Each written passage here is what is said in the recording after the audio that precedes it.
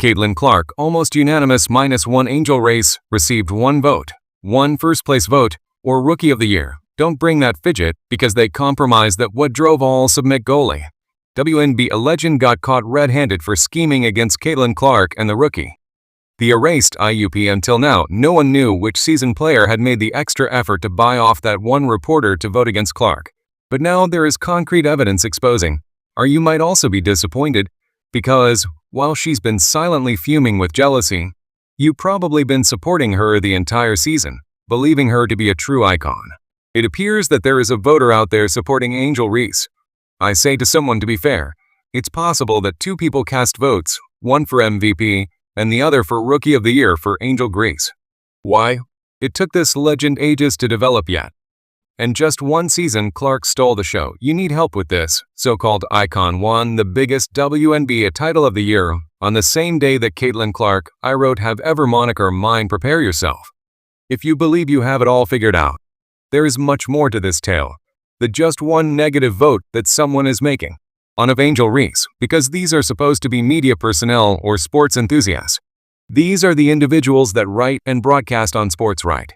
And up until now, I assure you that you have only been given the most basic statistics. For example, Caitlin Clark averaged an incredible 19.2 points again, delivered 8.4 assists as if they were candy, and grabbed 5.7 rebounds. For good measure, it may sound spectacular, but that is only the tip of the iceberg.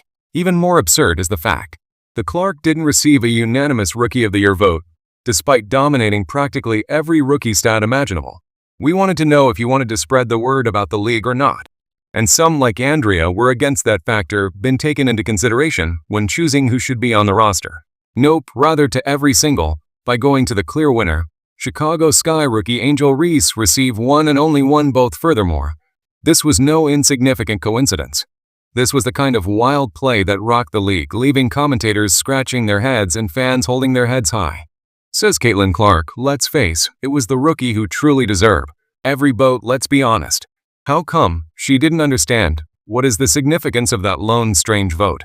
You could even make the case that having her on the roster instead of someone more worthy would have been detrimental to the game. When all was said and done, it turned out that Caitlin had 1 Rookie of the Year, with 66 out of 67 votes.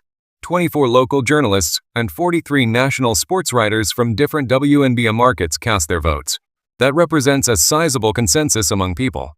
So how can 1 absentee ballot get through? It goes beyond some was desire to rebel or see things differently. This vote was intended to ensure that Kate Clark's record wouldn't be perfect, and it seemed like a sucker punched her a flawless season. And that's when the delicious stuff starts to happen. For this was more than simply a chance to give an Angel Research shout-out, because it has to do with someone attempting to ruin Cable's flawless road sweeper, to whom natural swoops know she lacks the ability to cast a ballot in this competition. So let's abandon that hypothesis, because everyone had the same question when it was revealed that journalist Cameron Duncan was the source of this lone vote. For what reason is Reese? Although recently numbers were respectable, they were not even close to Clark. He's a long record-breaking run. Why then did Duncan choose a supporter with his vote? However, rumors have it that this wasn't just Duncan acting strangely. According to rumors, or Joe Wilson, the WNBA star, had a hand in it. Yes, that Azure Wilson, who's been sweeping the league and winning awards left and right. However, why would a famous person like Wilson get engaged in a vote for ROTY? That is so trivial. This is where the fun really starts. By Joe Wilson made history in 2024 by being the first player to win the MVP award unanimously, said Cynthia Cooper. In 1997, she received every single one of the 67 books. She became the only player in the history of the modern WNBA to win MVP honors unanimously, which was an incredible accomplishment. The WNBA killing the Golden Goose. You know, I have to make something clear now. Many of you have been asking me why, since Caitlin Clark, the WNBA hasn't discussed his Rookie of the Year award. Now that it's out who wins Rookie of the Year, well, no prizes have been announced. However, Caitlin Clark soon emerged, climbing the ranks and posing a danger to eclipse Wilson's brief period of fame. And all of a sudden wasn't going to allow an inexperienced was to steal the one thing that made her unique and impeccable records. Wilson is said to have intervened when Clark began receiving ROTY votes in order to prevent Caitlin from accomplishing something that she never did. Rookie of the Year unanimous vote. And this is where the drama really gets started. Duncan vote was planned. It wasn't just a random deed, according to sources. Wilson pushed Duncan to support Reese in order to prevent Clark from winning by unanimous vote. Not that Reese deserved more, in fact, she wasn't even close. This was straight-up power play. Wilson wished to prevent Clark from winning the ROTY award unanimously and emerging as the league's only player with that kind of flawless record. It was more about Clark endangering Wilson's legacy than it was about Court being a threat, right? So she moved using Duncan as a pawn in her strategy. Why don't you like Angel Reese? I ask, what makes you dislike black people? You're black. Why don't you? They've created this whole you can't stand her thing. And they've made it a racial issue. I'm also turning it into a basketball game. Angel Reese, as a former player coach, an individual with keen vision, knew he would not win Rookie of the Year. It was not actually a competition. How does all this relate to Reach? To tell the truth, she was simply at the wrong place at the wrong time. Although her numbers were decent, they were not ready material. However, she was the ideal diversion. Someone whose name would cause enough controversy to last for Wilson to emerge unscathed. Reach received some unjustified attention. Wilson and Dog and both faced criticism. She could now relax and act as though she was uninvolved. Thus far, for all the league to see, Wilson's little plot is coming apart, as everyone is starting to connect the dots. Furthermore, individuals such as Molly have intervened, asserting that athletes like as Clark lack the necessary skill to be leveling charges against a jaw the first place. Really like it all so Clark and score close to 20 points to the game. But all of a sudden, she can't even call it dubious activity. When it's convenient, Molly, let's just act like statistics don't matter, okay? And if you believe that to be the conclusion, reconsider. It was more than just Clark losing out on a landslide vote. This was a message-sending power play. Even though Caitlin Clark is currently the WNBA hottest, named Wilson is still the queen. If someone attempts to intrude on her territory, they will quickly discover who is truly in charge. So indeed, one erroneous vote marred Clark's victory. His Rookie of the Year, however, that single vote. It has shown an entirely new degree of ego complex and league politics. Because what else is going on behind the scenes of someone like a job? Wilson can sway an award by whispering to one journalist. Even though Clark isn't worried about what about the fans. They're furious, and the league's reputation has just suffered greatly.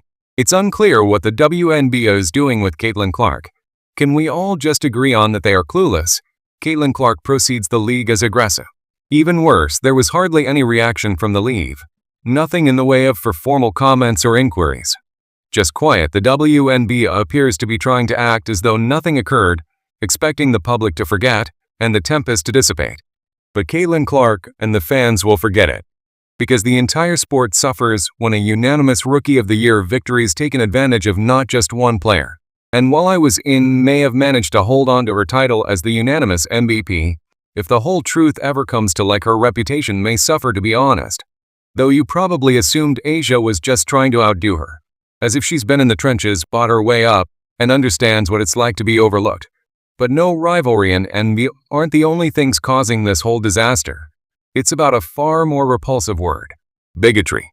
I found it intriguing that there was an angry racist before Caitlin Clark entered Subert address, that his walls were racist comments from before Caitlin Clark was even a member of the WNBA, that is before Caitlin Clark was Caitlin Clark, if you see what I mean. Yes, you did indeed hear that. When accusations of racial bias surface, what had initially been a discussion about a single Rookie of the Year vote swiftly turned into something far more sinister. Furthermore, this was not a sporadic tirade on Twitter. People began to see this single vote as an indication of a larger problem that was festering in the WNBA, or race is subtly influencing who gets attention and who stays in the background without being overtly discussed. Perhaps you're thinking this is a little bit of a stretch. There is only one vote, however. If you look closely, the patterns become difficult. To Miss Clark had the numbers to support her victory without a doubt. 19.2.5.7 rebounds and a .4 assist in each contest. Not only was she an excellent rookie, without a doubt, she was the best rookie. However, one journalist chose to give her voter age or reasons dead for whatever reason, like when Caitlin Clark scored 5 points each game on average. She would still score more points per game than many of the other guards on the squad at the time at 16 on average, thus refrained from doing it. Don't get the impression that this was a handout, and that she was only averaging 5 points, or wasn't a handout. Our examiner stats, take a look at, or stats in relation to the other guards on the squad. That's all I have to say. Furthermore, no one really questioned if Duncan acted alone during the time that everyone was occupied with criticizing, or strange choice. Anyone who has been paying attention can pretty well tell what the answer is. No, she did this had nothing to do with Duncan. Opinion of his rookie play was about far more powerful people spitting a larger story. How on earth could someone who knows anything about sports sincerely feel that Angel resort to get the Rookie of the Year award? Wilson is hardly the first to incite racial controversy. When white rookie Sabrina Ionesco began receiving a lot of attention, and 2020 will submit a really pointed remark that caused quite a stir in the league. "They adore their darling," she remarked. You're familiar with the scenario. She didn't have to, but she didn't mention names. It was obvious what that implied. They want to see someone with Caitlin Clark's kind of work deep three. They want to know what's behind the back passes. They want to see their teammates being helped by someone that applies to all sports. It's not really a big deal what happens to NFL players off the field. Of course, you wonder why Rashad Rice. And now it's all over again with Clark at the center of attention. What then does Wilson do? She enters the background. Make sure Clark's unanimous victory is really that unanimous after all, if the reports about her accurate. The finest aspect, she didn't even need to express herself verbally. Furthermore, you must realize that Clark's universal ROTY rejection is only the beginning. The true tale. Here's how politics, power, and racism, or influencing who becomes the WNBA's face. It was not just a vote that Clark lost before she even set foot on the court. She had a front row seat to a system that was stacked against her. The supposedly progressive league will continue to operate under the same set of regulations until Carrington and Wilson are called out.